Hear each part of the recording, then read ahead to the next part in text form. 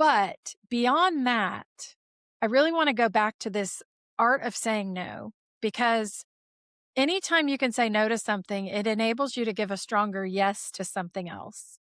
And you've got to have that margin or white space, whatever you want to call it, in your life because these curveballs will happen. They always do. And it might be your children, it might be your parents, it might be a friend, it might be something at work, but something's going to come up that's going to demand that you reprioritize things. And when you are that full of things to do, you just don't have the margin for those curveballs. And rebalancing is about that agility. So you've got to say no to some things.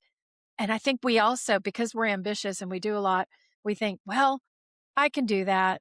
Yeah, they want me to be the treasurer for the PTA and I'm a CPA, so I can probably do it a lot faster and easier than anybody else. So, okay, I'll do it. And we don't stop to think, is this the right way to spend my time? And it's the old thing that our moms used to say to us all the time. Just because you can doesn't mean you should. Oh, yes, I heard that one. I And men heard are that so one. good, by the way, they'll say no or don't play that game. But women, we have guilt. Like, if Yeah, I said no you to do. you, I would be so guilty. I'd be like, "Oh my god, what is she gonna think about me? Oh, this is terrible. I'm a bad person." How do we stop having this guilt, this inner monologue? Well, that's definitely another way we think differently than men. And the interesting thing is we can get so consumed with the comparison game. And then, I used to think that we had a lot of pressure on us as women because we were trying to make it in a man's world or whatever the cliche was, trying to bring home the bacon and fry it up in the pan and never forget you're a man and all those 70s songs and everything.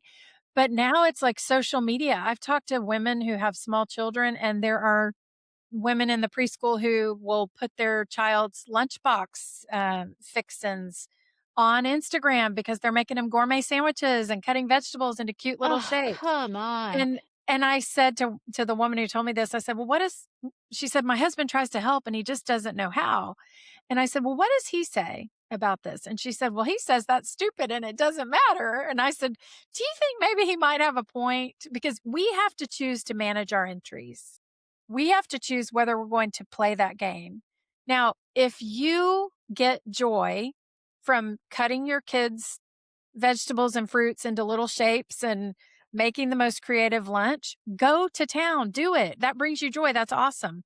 But if you are doing it to feel better than someone else or to kind of measure up and level up the playing field and feel like you're more than, I think you need to do some self-examination to see where that's coming from because that's not healthy. And unfortunately, that's the impact of social media when it adds to all this guilt. But that book, The Let Them Theory, it's one of my favorite books right now from Mel Robbins. And all it's about is let them be them, but you don't have to own that. And when we can get out of our own way with guilt, we're a whole lot better off.